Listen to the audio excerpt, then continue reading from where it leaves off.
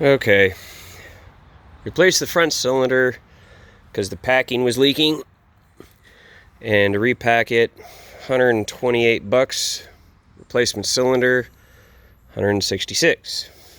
So $30, and I don't have to rebuild it. That's done.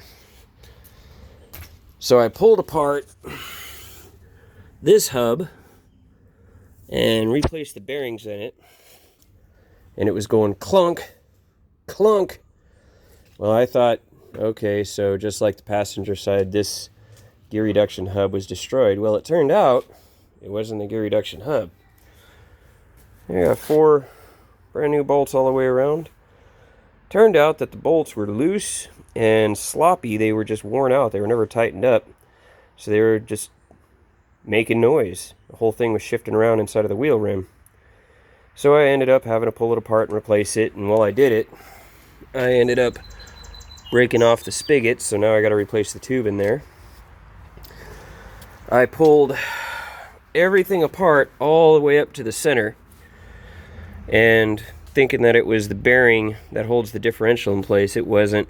It was that wheel. But that's okay. I had to pull this guy apart and put new seals in him so that way my 3-point would go up and down. My 3-point was stuck up. So got it all together, went down the road, tried out road gear. It's pretty cool. It does about 30 miles an hour. When I got back, then my hydraulics weren't working. None of them. Not for the loader in the front, not for the lift in the back.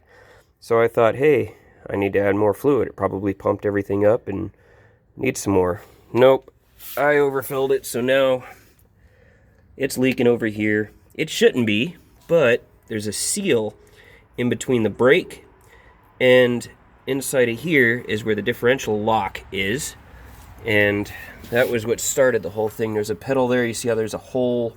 Somebody took a torch to it and put a hole in it and put a bolt through it to lock it, because this side gear reduction hub was destroyed.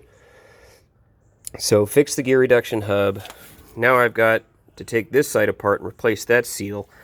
There's a seal over here that goes between here and here. I think that seal's okay, because if it was bad, it would be leaking out of the brakes. It's not, but it is leaking over here from that differential lock out, and it's coming out this bolt hole. But I've got a drip pen catching it. But when it's at the proper level, it doesn't leak anyway, but I'm going to go ahead and pull it apart and replace it. Other than that, it does still smoke a bit. I think the injectors need to be rebuilt on this thing. So it's not that bad, but I want to take them apart. It is a little hard to start. I do use ether on it even when it's warm outside. If it's above 60 degrees, it shouldn't need it. Now, there is oil, and that's coming from the valve cover. I got to take the fuel tank off to get to the valve cover, but again, not too bad. I mean, for $1,000 tractor, I've got, including buying the thing, I think I'm at $1,750 now, including the parts I bought today. So, and at this point, I mean, I could probably turn it around for $5,000. But yeah, it works now. So I just got to get that hydraulic system figured out, and I'm pretty sure what it is where this case splits. It's not like a 35, because this is a 25. It's a little bit different. So the pump is actually right underneath here, and it's driven off of one of the gears inside of the transmission. So I think what it is back there, there's a seal where the two parts meet, and it sandwiches in there, and it's just a big, thick rubber O-ring. I think that thing's destroyed. It's probably sucking air. So I'll end up having to pull that thing apart again.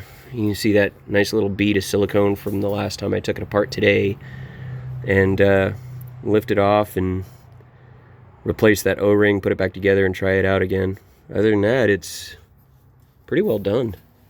So a couple more seals, and yeah, a couple more seals, couple more injectors, valve cover gasket, and it's good to go.